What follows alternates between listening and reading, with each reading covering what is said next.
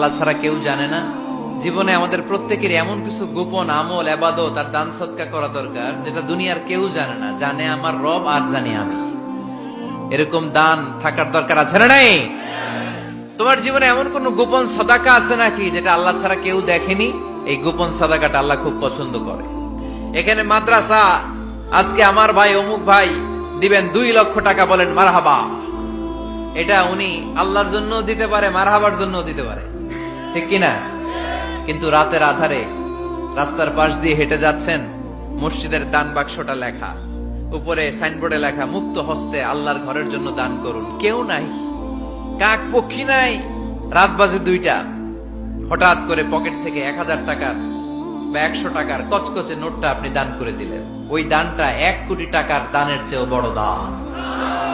কারণ দুনিয়ার কেউ তখন দেখে নাই, দেখেছে কে? কেউ যেটা দেখে না